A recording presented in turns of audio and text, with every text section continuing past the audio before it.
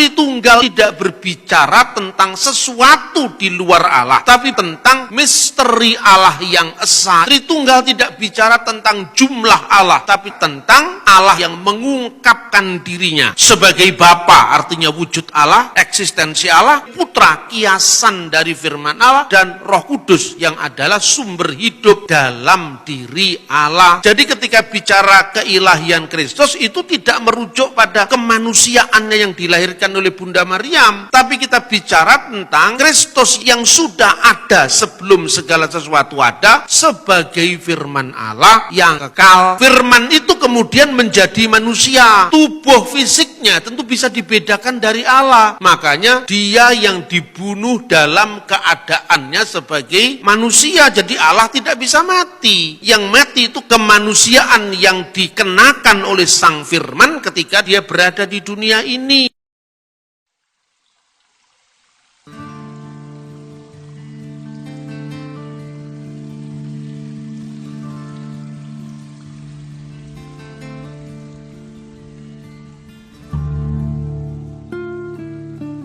Rema hari ini, Mazmur 31 ayat 20-21. Alangkah limpahnya kebaikanmu yang telah kau simpan bagi orang yang takut akan engkau, yang telah kau lakukan bagi orang yang berlindung padamu di hadapan manusia.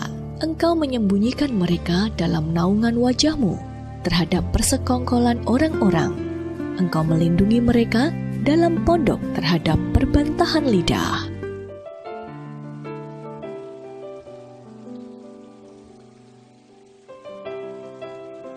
Ada seorang ibu yang begitu bergantung kepada tuntunan suaminya untuk pergi kemana-mana. Karena kondisinya yang buta, sekalipun kondisinya tidak sempurna, ia tidak lantas menyerah dan mengasihani diri. Ia tetap bersemangat untuk memberitakan Injil, menyelamatkan jiwa, dan bahkan rajin pergi ke gereja untuk memuji dan menyembah Tuhan. Pernah suatu kali suaminya tidak bisa mengantarkannya ke gereja. Namun ibu ini memutuskan untuk tetap pergi ke gereja seorang diri untuk Pondok Daud. Luar biasanya, perlindungan Tuhan nyata atas hidup ibu ini. Dari berangkat hingga pulang ke rumah, ia selalu aman dalam perlindungan Tuhan. Kisah di atas menceritakan tentang seseorang yang tetap membangun Pondok Daud sekalipun kondisi fisiknya penuh keterbatasan. Ia memiliki kerinduan yang begitu mendalam untuk membangun Pondok Daud dalam hidupnya. Karena ia tahu bahwa di dalam Tuhan selalu ada perlindungan dan pertolongan.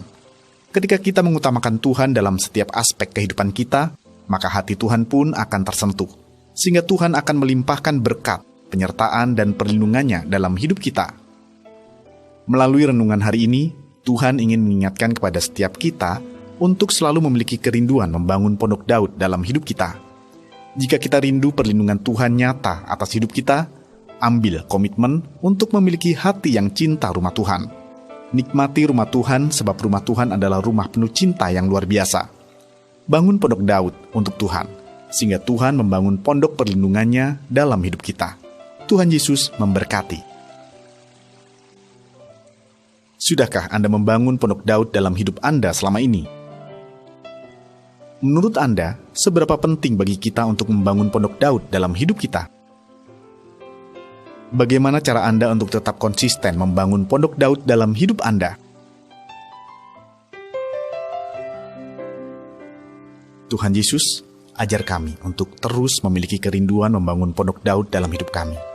Biarlah hatimu disukakan melalui apa yang kami lakukan. Kami percaya perlindungan dan penyertaan-Mu akan dinyatakan dalam hidup kami. Di dalam nama Tuhan Yesus, kami berdoa. Amin. Bangunlah Pondok Daud untuk Tuhan, maka Tuhan akan membangun pondok perlindungannya dalam hidupmu.